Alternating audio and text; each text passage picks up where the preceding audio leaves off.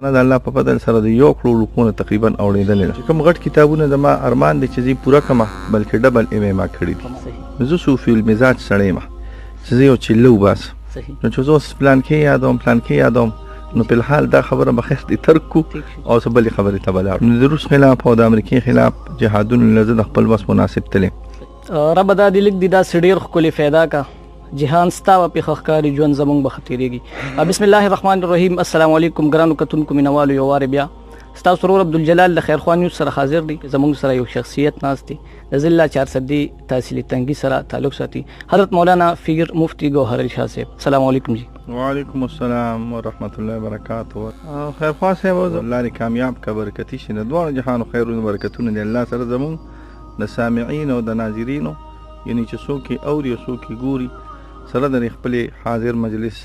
برکات د خیر او د دین او د دنیا د الله تاسو له درکې امين مولوی صاحب محترم مفتی صاحب دیو جهان مننه چې موږ تم وخت راکو حضرت زموږ یو کوشش دي چې کوم اکابرین علماء کرام دي د هغوی په تاریخ مختصر خبرو کو او د هغوی سره د هغوی د ژوند متعلق د هغوی نسورو حضرت دارتو استاسو پیدایش کلا په کم سن کې او په کم ځای کې وشو زما پیدایش په 20 اپریل 70 کې شوې دي په تنگي 400 کې صحیح ابتدائی تعلیم مجھے کم زینا شبه ابتدائی تعلیم زمونږ محله په کلی کې صاحبزادګان ورته ویل کېږي د دې علاقې مشهور خلک دي محله صاحبزادګان کې بیا د تنگي های سکول پرایمري سکول کې او های سکول کې د ما تعلیم شوی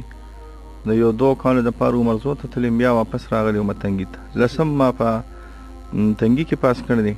او دا غي نه پس مې ایم ایم کړی دا خواغه مې پرایویټ کړی دا ایم اسلامیات بلکې ډبل ایم ما کړی دی ماشاءالله ډبل ایم ارټیک شو جی بیا د علم طرف ته مراتک څنګه شو او هغه داسې چلو چې زما اسې د فقیرانو او اولیاء الله سره محبت زه صوفي المزاج سړی ما په هغه زمانه کې یو کتاب زما په دې کتابخانه کې اوس هم هغه ځای کې پروت دی روشنی کې مینار وته دا زما د دې غټه کتابخانه اولنی کتاب دی په هغه باندې ما اک لیکلی دی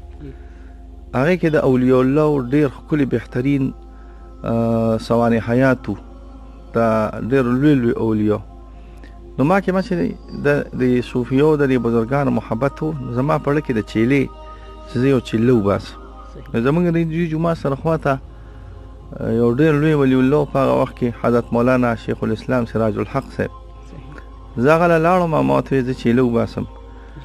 نو دا د 1982 خبره ده نو ما اولنې بسم الله الرحمن الرحیم کې داغه په اجازه باندې چلو وسته دا د پاتم جمعات کې و بیا د هغه چلې نه پسم زما تعلیم جاری و بیا د هغه نه پس زرالمه داغه سره مبيعات وکړه دغه چلې نه پس اولنی ابتدایي د نقشبندي سبقونه ما د هغه نه واغستل دا د ډیر زیات کو شونم په هغه زمانه کې دا غي نه پس می په مدرسه کې داخله واغشته او دا غي نه پس علم شروع کو دا تقریبا د 83 خبره ده جی ټول سبقونه کم چې دینی دي هغه مو په یو مدرسه کې وي او کنه په مختلفو مدارسو کې مو سبقونه ویلو زما اولنی د مدرسې ابتدا د جامع اسلامي زموږ د تنگي مدرسه و زړه هغه نه شوی بیا مې یو کال 400 کې تیر ک بیا تنگي ترالم بیا زما ټول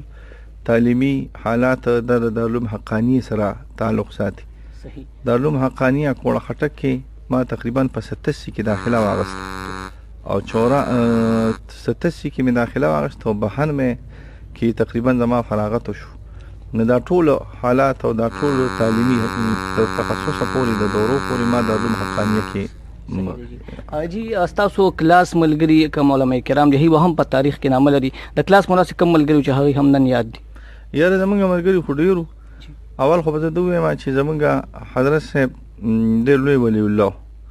حضرت مفتی فرید صاحب رحمت الله علیه الله پاک ته وبخي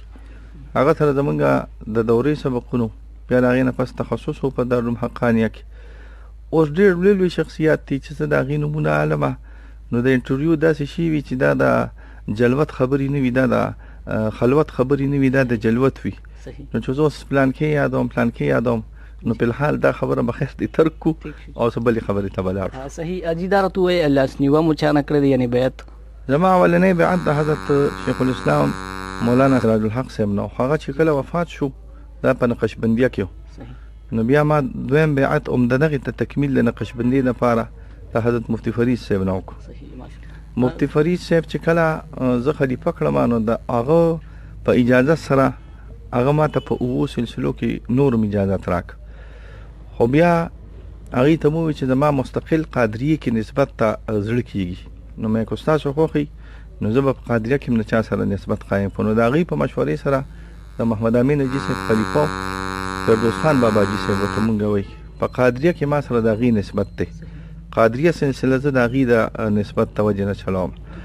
او چشتیه زمونږ مزدورآباد پیر صاحب ورته وایي هغه د ډانګ بابا خلیفه و هغه د ګولډ شریف خلیفه. نو زما د نقشبندۍ نسبت سره د نورو سلسلو د مفتي فرید صاحب نه دی او د قادریې نسبت مې د فردوس خان باباجي صاحب د محمد امین حاجي صاحب نه دی او د چشتي سبقونو او طریقو نسبت مې دا د حضرت مزدورآباد پیر صاحب او بیا ډانګ باباجي به ورته مونږ وی او د هغې نه پس ډانګ باباجي صاحب خو لطیف الرحمن نوم یې رانه ایر شو خو د ګولډ شریف د مشر حضرت صاحب خلیفه راغلی سلسله کې ما سره دغلته پروت راغلی دی. حضرت دا راته ووایي چې دا ستاسو موریدان به هم وي یو شمېر څه تعداد معلوم دي؟ یاره څوک داسې نه شي ویلی لکه بعضې پیران صاحبان موږ زما دانه موریدان دي او دانه موریدان دي الله دې نور هم ډېر کړي او خو بس کافي تعداد سره په سوونو نه چې په زرګونو نه چې بس د لسو او د شلو زرو نه خو الحمدلله زما ملګري دوستان زه موریدان نه یم زموږ د ملګري دوستان وړېدلي دي خلفا تقریبا زموږ 400 دي. دا په مختلفو سلسلو کې دي په نقشبندیه کې په قادریه کې چشتیه کې بعضې خلفا زموږ اوس په سهروردیه کې هم روان دي. صحیح جی ماشاءالله ما دا کتابونه ولید او یو شمېر کتابونه دي په دې کې حضرت د دې خو به د تعداد سره سره قیمت هم ډېر زیات وي په دې اړه باندې څه خبره؟ یاره دا اصل کې دا کتابونه یعنې نایاب کتابونه دي. یعنی یو هغه کتابي چې هغه هر چا سره موجود وي یو هغه کتابي چې هغه ډېرو کمو مولیانو سره موجود وي. نو دا کم چې مجلد ته اینې دا خو دې کې هم ډېر نوادرات دي خو چې دا کم په دې پرنټ باندې روتي دي دا نایاب کتابونه زموږ په دې علاقو کې اکثر نشته. مونږ بل ورځ د دې تخمینه کوله نو زموږ دا کتابخانه د الله په فضل سره د 1 کروڑ روپونه تقریبا اوړېدلې ده